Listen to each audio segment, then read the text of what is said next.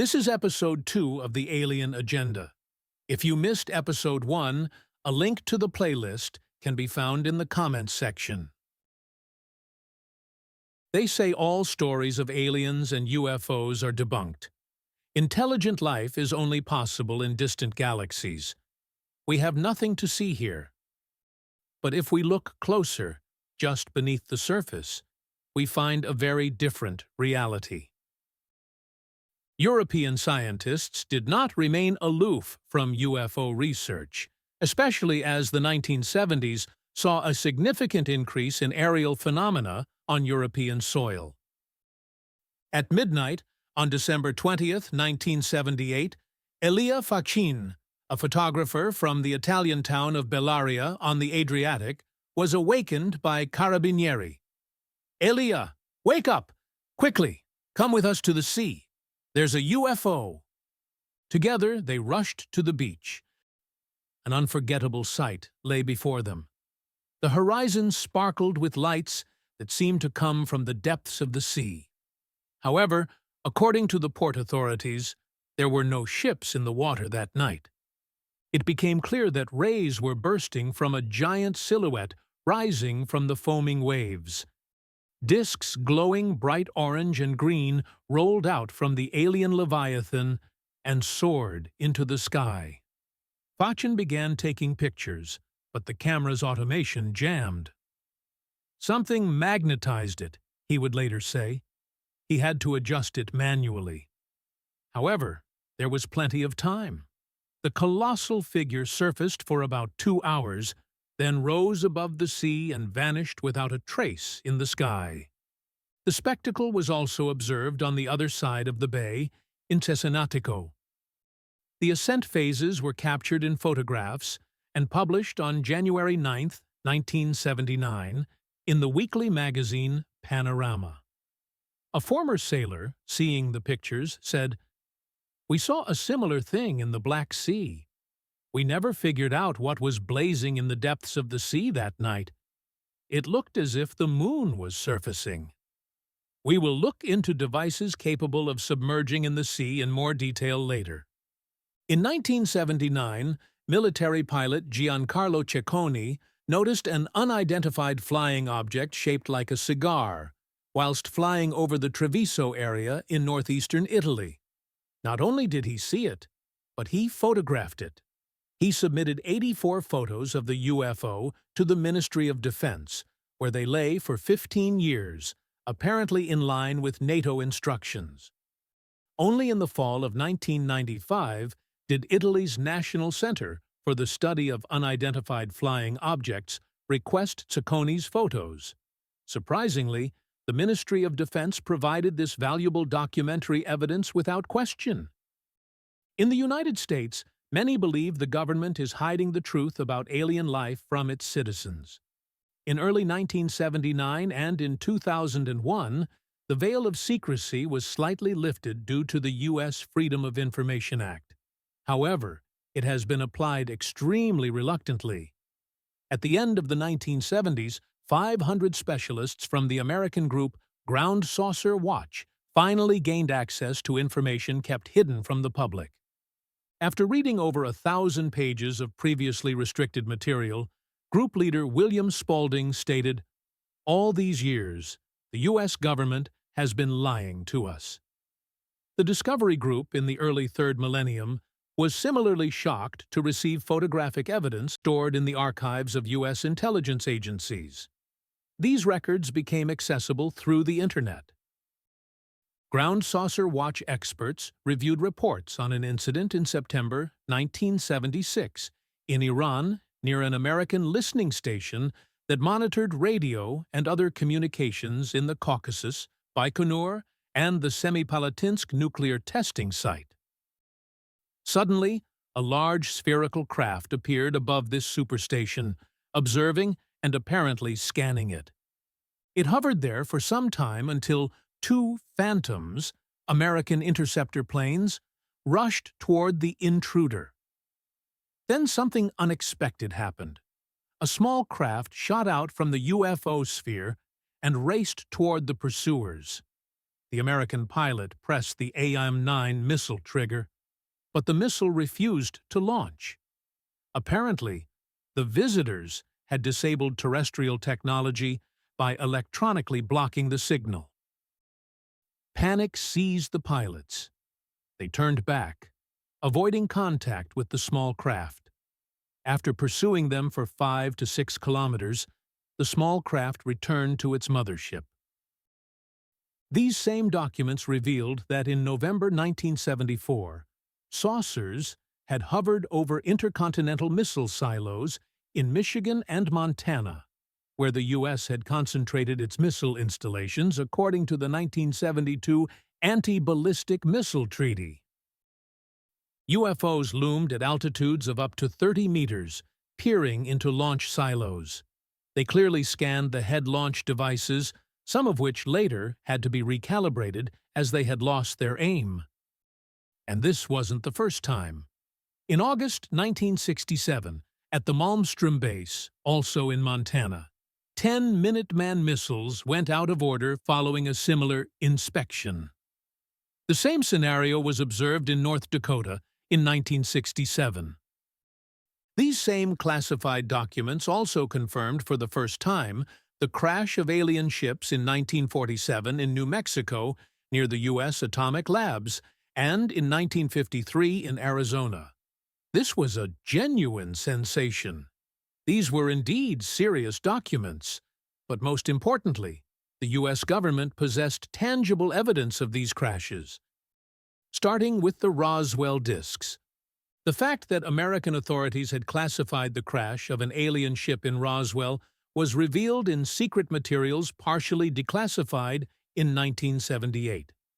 The fall of a spacecraft in Roswell, New Mexico, on the night of July 2, 1947, was both the most sensational event in the history of our planet and the most secretive. The ship crashed near Alamogordo, where the U.S. had conducted the world's first atomic bomb test just over 2 years prior. One can only speculate about the reasons for the Roswell crash.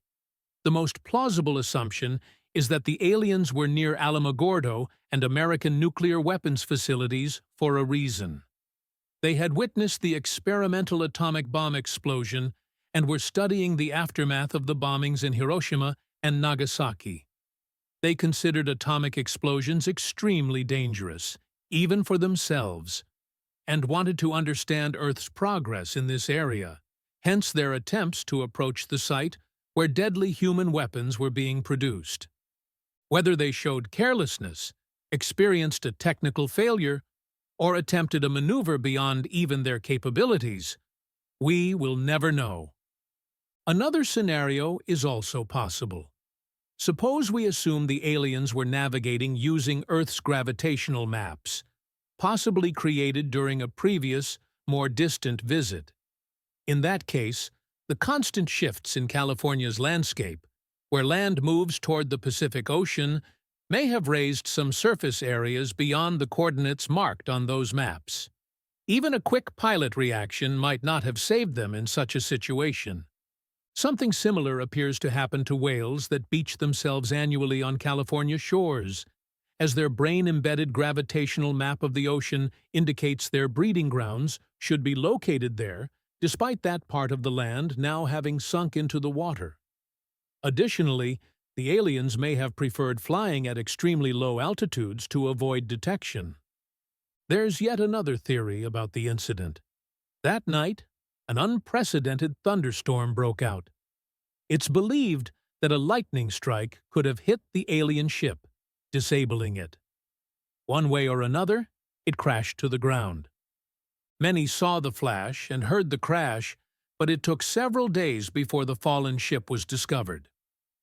Johnny McBoyle from Roswell called KOAT radio in Albuquerque, of which he was a co-owner, and announced the sensational news.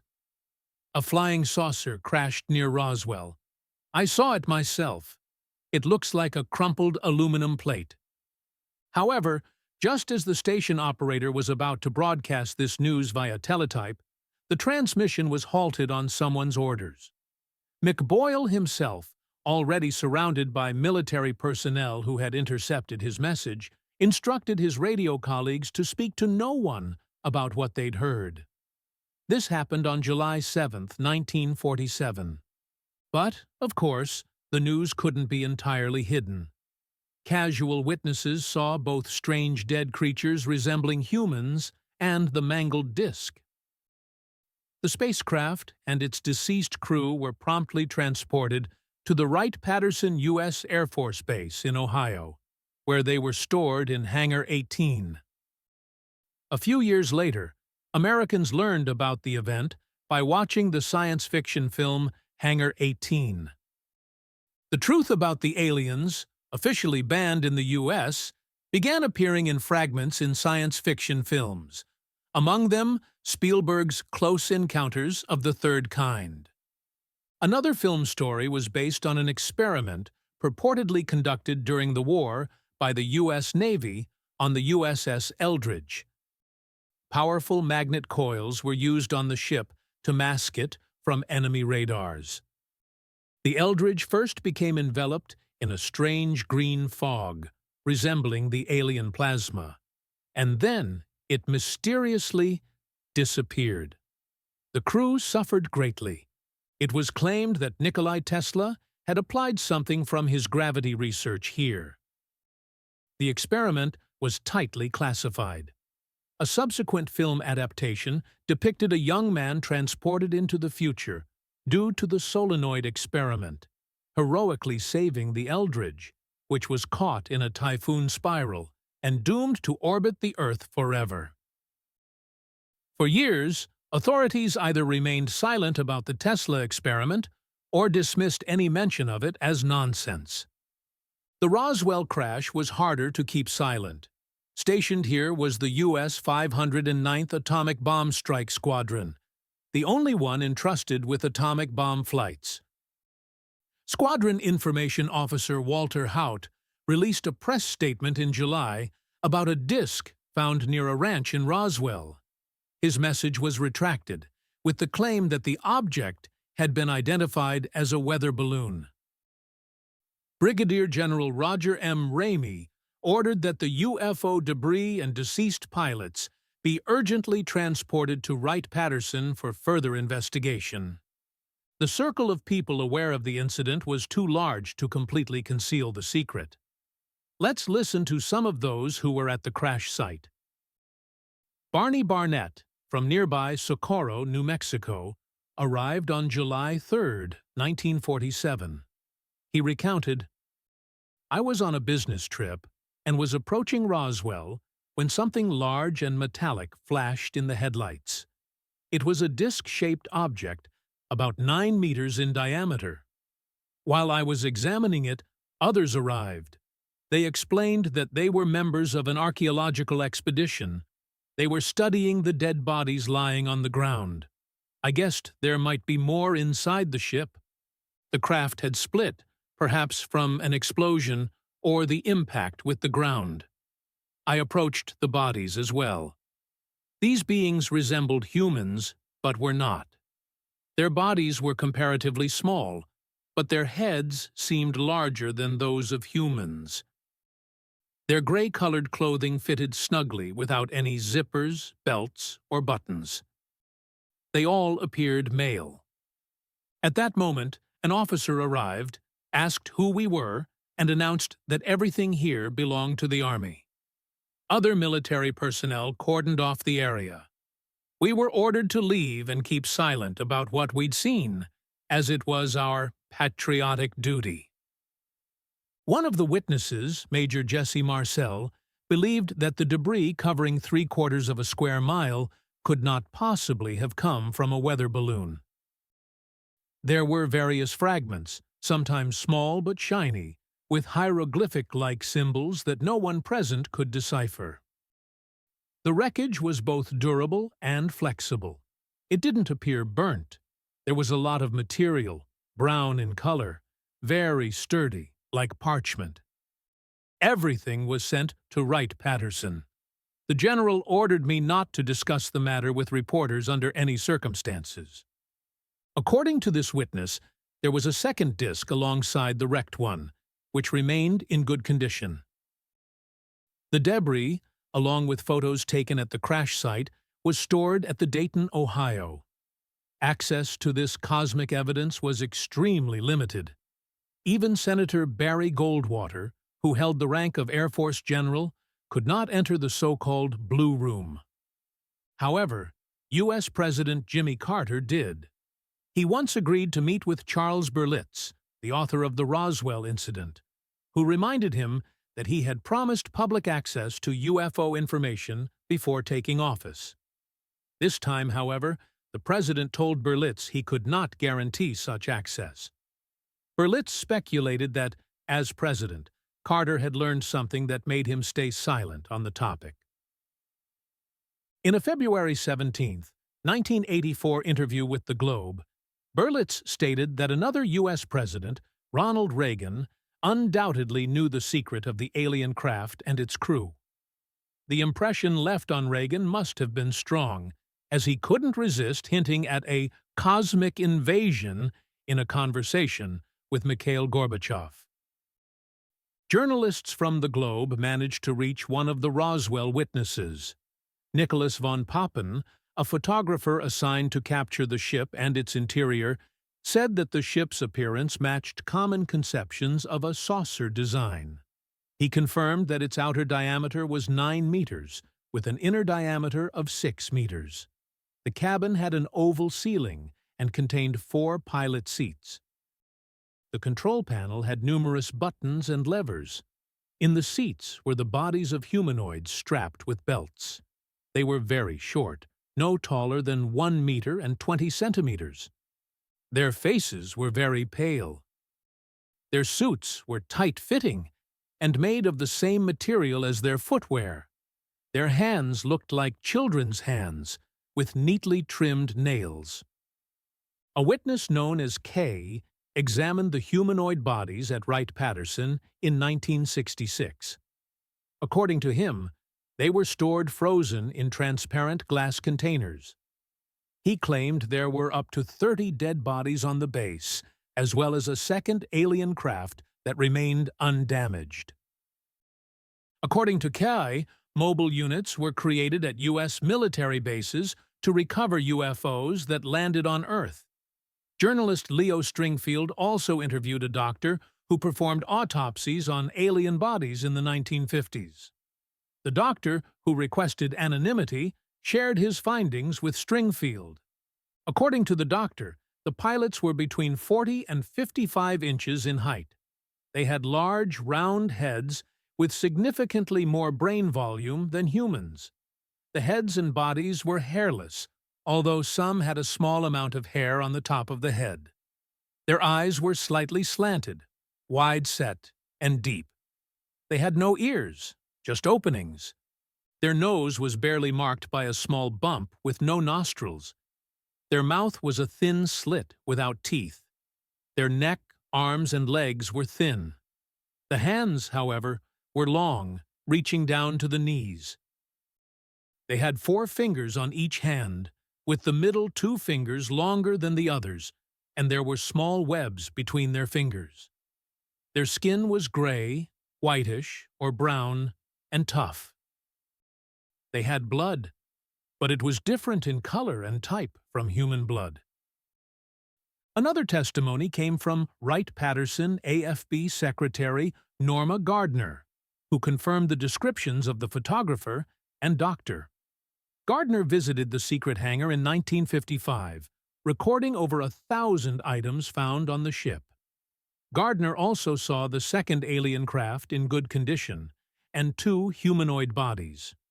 She only shared these facts with the press after being diagnosed with terminal cancer. Breaking her vow of silence, she stated, "They can't do anything to me now." Undoubtedly, the study of the 2 ships found in New Mexico, along with several others, provided American specialists with valuable material. It's believed that examining the surface of the crafts helped scientists develop a way to treat aircraft surfaces to make them radar invisible. This is how the stealth bomber, used during the bombing of Yugoslavia in March 2000 and in Afghanistan in 2001, was developed. Shortly after the Roswell crash, Secretary of Defense Forrestal and the CIA director set up a continuous system for cataloging UFO data, along with strict notification instructions for all cases involving spacecraft crashes on American soil. A special directive required all reports on this topic to be classified under the super-secret code Majestic 12. This practice continued under President Eisenhower from November 1952.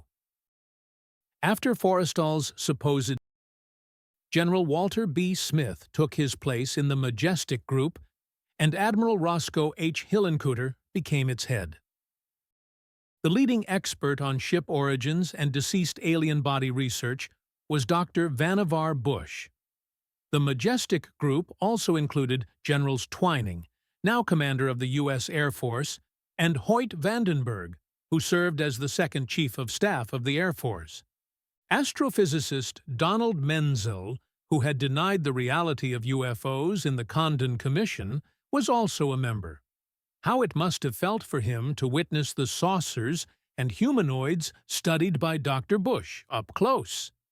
This program was called Aquarius, perhaps because the bodies were stored in glass capsules. Bush's group, which included Dr. Bronk, coined the term extraterrestrial biological entity. The Majestic members hypothesized that Mars was the primary base of the aliens, although Menzel leaned toward the idea that they came from another star system. Some researchers see the Majestic 12 group as something more than a society for monitoring UFOs. For example, in the UFO dictionary with English and German equivalents, the compiler attributes to the group the functions of the well-known Bilderberg Club, which acts as an unofficial world government. The decision to create it was made in 1952 in Paris, and its first meeting was held in May 1954 near the Dutch town of Oosterbeek, in the Hotel Bilderberg, from which the club took its name. It includes high-ranking figures from European and American financial and political circles who focus on major international issues.